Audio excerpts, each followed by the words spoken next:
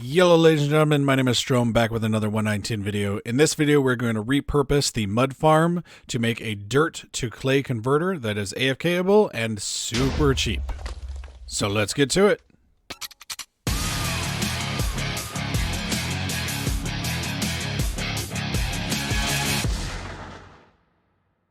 First off, for those of you who didn't know, 119 added in this new mud block and also introduced a new mechanic. If you put mud blocks on top of a solid block that also has pointed dripstone on the bottom of it, that will then slowly suck the water out, and based on random tick, this mud will be converted into a clay block. Now, because it's random tick, unfortunately, all we can do is wait with these things. So we'll go over this machine in a minute, but first, let's talk about why you would want to turn dirt into clay. Well, clay can be put into a furnace and smelted into terracotta. Terracotta can then be dyed with dye to be turned into colored terracotta, and then can be smelted again to be turned into glazed terracotta. Glazed terracotta has the nice advantage that, unlike other blocks that get stuck to slime and pushed and pulled with it, glazed terracotta is not sticky. And unlike obsidian, you can push it, but you just can't pull it with stickiness.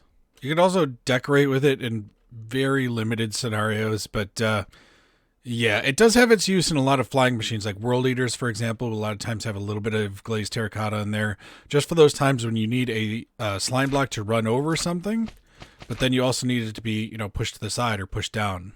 Now, for this converter, we're only going to be looking at dud? What?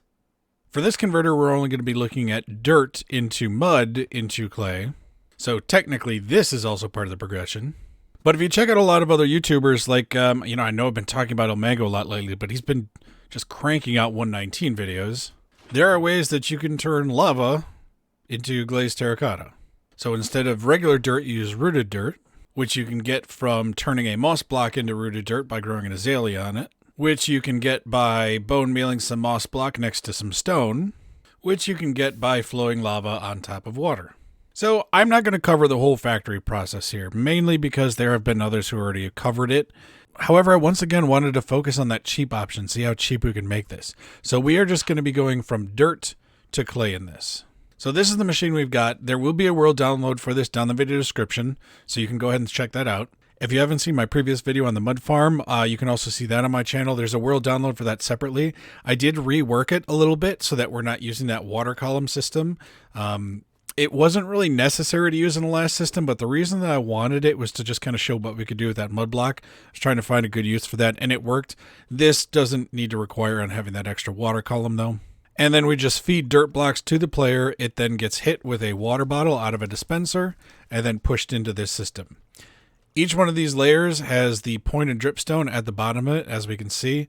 And once it reaches that push limit, it pushes it out to another set of pistons, and that set of pistons takes over so it doesn't hit push limit.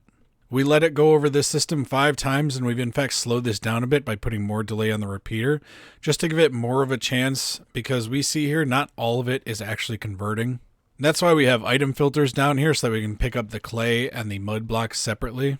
You could just come back and once again just break out the redstone here, and then just use this dropper to drop mud blocks at the player and have it run through again. But we're going to be using the same system with the slimeless and fanless TNT dupers by Iceberg Lettuce. I did see some people commenting, either on Reddit or in the comments, that you don't use TNT dupers or you feel they're bad. Sorry, but I'm part of the group that says that Mojang still says that the TNT dupers are supported until they come up with an idea for renewable sand so that we can farm TNT. And so it's fair game to me. This is also very cheap, and you are right. If you want to do a system with this and you didn't want to do TNT dupers, you could use TNT dispensers at this point, and that would be pretty costly on the TNT. What you could do in that case is maybe just put an observer down here on this block right behind my head that's facing into a note block or something. And when that note block goes off, then you know as the player to stop putting it in here. And in fact, you can let it sit for even longer so that it all turns into clay and then come dig it out manually. But I think that kind of defeats the purpose of the system then here. So I'm going to take that off.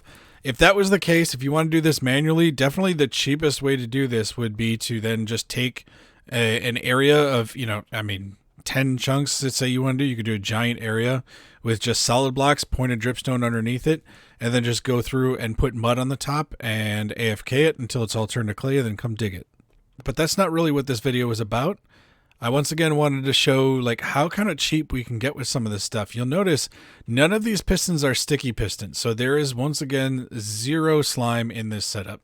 It made some of the circuits a little bit wonky because what we have here is we have systems that we'd normally just put like a sticky piston off of the back of this with the observer. We wouldn't have to have this set up, but because we didn't have the sticky piston to pull the observer back, then we're kind of doing this weird stuff. But I had a lot of fun doing this actually because it meant like, well, how am I going to do this without sticky? Ideally, probably, in some of these scenarios, it would just be a sticky piston pulling blocks up and then pushing them over. And we get around to some of these weird wonky angles, but this works. So once again, we're just dropping TNT onto those waterlogged leaves, which are explosion proof. And then that blows up the clay and the mud that's there. It falls into the water. You will notice we are getting clay balls that fall out of there because when TNT blows up clay, it drops as balls.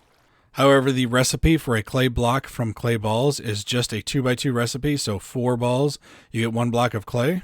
But blowing up a clay block with TNT will consistently drop 4 clay balls, so you just have to recraft them, but you get 100% back. This kind of system does mean that it has to be preloaded, so if you want to use it, once we run out of, let's say, dirt here in these chests, this is what you'd have left over sitting inside the system. If you wanted to get that clay out, you'd either have to go manually dig it or you'd have to put in some more dirt blocks in order to get through it. Or you could just leave it for the next time and then get a surplus of the clay. And it is a fairly significant amount. It's, I think it was about 11 stacks when I counted it. So you definitely need to make sure that you're either digging up the dirt or get yourself some sort of rooted dirt farm that you can put in there, because the input here could be either dirt or rooted dirt, doesn't matter.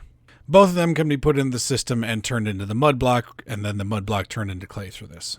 So I'm going to have the bot start placing down that dirt, and we can see how that's going to run through the system. So on each one of these layers, we don't have to worry about timing because it's all based on when that layer hits an observer. And then all these different piston pushers that we have here, what we have is that delay on the repeater means that this gets the signal to push the observer over. But then when it would double fire, this is still lit. So this is still lit, meaning this is still extended, so it can't push itself back, so it just stays in place.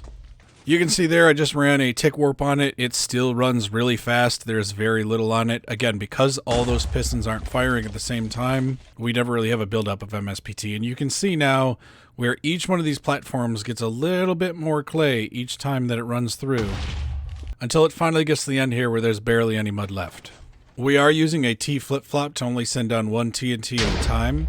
We could send down both TNT to explode in the same game tick, and then we wouldn't have to worry about the TNT being shot off and blowing off part of the farm. However, the issue is that if TNT goes off in the same tick as another piece of TNT, and there are items that it's going to destroy, like blocks it will destroy, then nothing will get dropped. So I have these clay blocks right here by these TNT. By pushing this button, I'm going to activate them in the same tick. So they'll go off in the same tick, and we're going to see, instead of getting our drops, everything's gone. The reason that is because since they're in the same tick, what happens is the way that it gets listed to process is this TNT processes, it blows up blocks, which then turn the blocks into items. So now it's done processing. Now it says I've got another piece of TNT in the list to process. So I'm going to process the next one. Well, this is already an item by the time that this explodes, so now it can destroy that item. So even though this is TNT dupers and the TNT is free, we're just doing that so that we can make sure that none of the items that drop in the center get blown up by the other piece of TNT. Since this is clay and mud and it has a really low blast resistance, that means that we can still do this 12 wide curtain and just do the 2 pieces of TNT just offset from each other. One last thing before we wrap up, I did want to reiterate, again, the purpose of this was to be cheap. So you don't have a slime farm, you don't have a honey farm, you don't have any obsidian. Maybe you're one of those early game players whose diamonds are rare to you. I don't know. That's weird that you would want to build this whole thing, but you do you. I think this design is a little bit more about talking about what you can do without those expensive materials. So yes, we are using a decent amount of observers here, but again, once you go to the nether, especially if you can find a nether waste, that nether quartz is super easy to mine up. Just get a couple of stacks of it, and then you've got cobblestone and some redstone. Now you've got your observers and you're done. If you're looking for a way to get the redstone needed for this, check out the Void Trader video I have, or the Villager Hall series and the 3-level series that I have. Those will also tell you a good way to use clerics to get a bunch of redstone. But that's going to be it for this video. And again, there will be a world download down the video description if you want to check this out. I'll talk to you later. Have a good one. Bye.